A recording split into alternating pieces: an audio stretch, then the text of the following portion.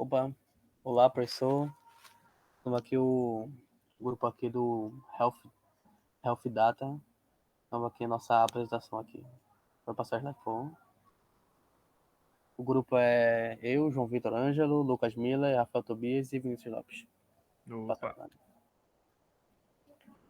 Bom, aqui está um menu assim da nossa apresentação, vai primeiro falar sobre os riscos, depois o cronograma, depois os custos, a equipe e por último falar sobre as histórias do usuário que solicitou.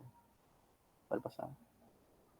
Bom, primeiro os riscos que a gente conseguiu evidenciar no nosso trabalho, no nosso projeto, no caso, seria primeiro que era o Sistema Único de Saúde preferir utilizar sua própria plataforma de dados médicos. No caso, a gente sabe, né, que existe uma lei do prontuário digital, né, para os pacientes e que o SUS já tem um sistema deles.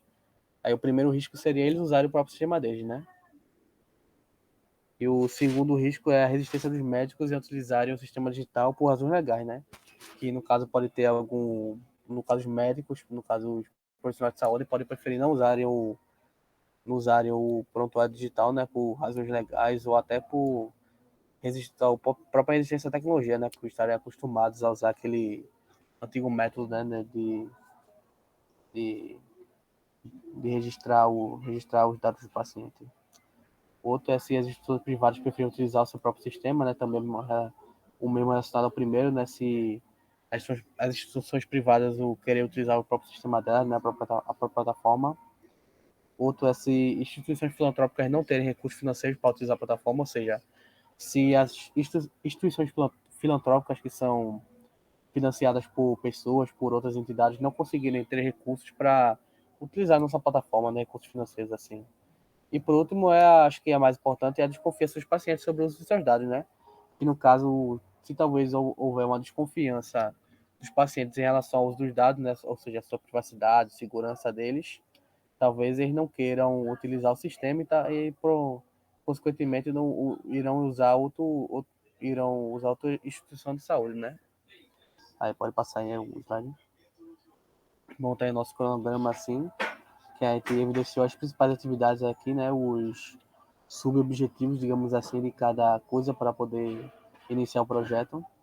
Tá aqui a data de cada um. Aqui está o primeiro sistema de armazenamento em nuvem, no caso a construção dele, né, que demoraria mais ou menos 6 meses. O segundo, o escopo do projeto de acabamento estruturado, né, no caso a criação do escopo, dos requisitos, demoraria um mês mais ou menos. A construção do projeto de acabamento estruturado demoraria mais ou menos 5 meses, iniciando em janeiro de 2023. Obtenção de máquinas, né, equipamentos, demorando 2 meses, assim, de janeiro de 2023 a fevereiro de 2023. A idealização do projeto, do escopo do projeto, seria mais ou menos de janeiro de 2023. E o desenvolvimento da plataforma seria em fevereiro de 2023 até maio de 2023, ou seja, 4 meses, mais ou menos. Pode passar aí, slide. Os custos de cada coisa, assim. No caso, a montagem do servidor, a gente calculou mais ou menos 12 mil, né? O escopo do projeto e construção do acabamento estruturado, mais ou menos, contando no caso, o salário de gerente de projetos e também o tempo que seria demandado, né, para a construção do projeto, assim, e também calculando também levando em consideração a hora trabalhada também e também custos físicos, foi esse valor aqui que foi chegado, e também a idealização do desenvolvimento do software, que foi 140 mil, calculando também o recurso que serão necessários, mais o salário dos desenvolvedores, obtenção de máquinas 45 mil, no total de 580 mil reais. Pode passar. A equipe mais ou menos seria composta por gerente de projetos, desenvolvedor back-end, desenvolvedor front-end, cientista de dados, técnico de rede, técnico de infraestrutura, personagem de cloud, né, no caso da nuvem, o QA teste, no caso, o suporte, manutenção e gerente de marketing. Pode passar. Então, a gente selecionou as primeiras histórias que seriam necessárias para o desenvolvimento da plataforma, e a gente trouxe aqui no slide a primeira história. A primeira história seria cadastrar novos usuários na plataforma, né? Então, na descrição a gente colocou como usuário da plataforma, né? Eu desejo cadastrar novos usuários para terem acesso à plataforma, a gente traçou como uma prioridade alta, já que a primeira coisa que você precisa fazer na plataforma é cadastrar as pessoas. A dificuldade para desenvolvimento a gente classificou como alta, a gente deu um cronograma de 5 a 7 semanas. Os critérios de aceitação seriam: o usuário deve ser capaz de se cadastrar na plataforma, a plataforma só deve aceitar dados válidos dos usuários, e um usuário não pode ser cadastrado 2 vezes usando o mesmo e-mail ou CPF. E a gente dividiu as atividades que a gente conseguiu identificar entre as áreas. Então, para a área de front-end, seria desenvolver, né, a tela e o botão que vão redirecionar para o formulário de cadastro, seguindo os mockups do designer. Seria criar o formulário do cadastro, o formulário que a pessoa vai poder inserir todos os dados lá e no final cadastrar, clicar no botão de cadastrar, e esse formulário vai ser enviado para o back-end. E a outra atividade do front-end seria garantir que os fields, os fields do formulário só aceitem o formato correto da informação. Se for um CPF, só aceite o formato e a quantidade de dígitos do CPF. Se for um e-mail, o formato do e-mail e assim por diante. No back-end, a gente colocou que era preciso criar as tabelas para registrar os usuários da plataforma, né? Seriam as tabelas que iriam armazenar os dados vindos do formulário de cadastro que o front-end iria enviar. O back-end também precisaria adicionar os dados dos usuários vindos do formulário no banco de dados, né, que foi o que eu acabei de falar. E o back-end também seria responsável por garantir que o formulário não possa ser enviado, não possa ser enviado um formulário com informações já presentes no banco de dados, no caso do e-mail e do CPF, que são únicos para cada pessoa. Ou seja, se alguém tentar enviar um formulário com um e-mail ou com um CPF repetido do que já está no banco de dados, ou seja, já existe esse usuário. Então, o back-end deveria recusar esse insert na tabela e devolver para o front-end uma mensagem de erro.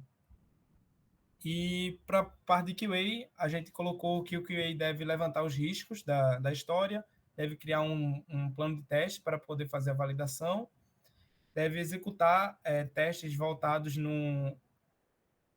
para observar o banco de dados, né, para observar as tabelas, para verificar se os dados estão sendo inseridos corretamente nas tabelas sem nenhum erro ou perda de dados, e executar testes exploratórios na plataforma voltados para a história. Pode passar. Aí a gente tem uma imagem completa do PM Canvas que a gente fez. Então, aí tem detalhado cada parte do PM Canvas e cada post-it desse é de acordo com algum dos cardzinhos. Pode passar. E tudo isso está aí presente. O PM Canvas está tudo dentro do Miro. E as histórias, com o refinamento das histórias, está tudo presente dentro do Trello. A gente vai mostrar aí um pouquinho. Abre aí o Miro.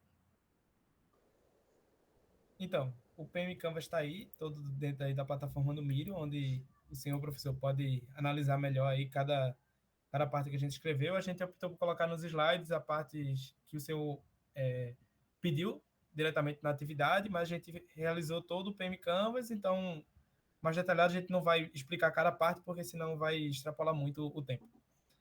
E o Trello, aqui no Trello, na coluna To Do, né, depois do refinamento, as histórias já estão refinadas e prontas para serem desenvolvidas, né? Então, a gente tem aí a gente fez o refinamento de 4 histórias. O slide a gente colocou as imagens da primeira história. Enfim, abre aí, Tobias, as outras histórias só para passar. Aí, não, a outra. Essa história de login tem a descrição, os critérios de aceitação, pode ir descendo.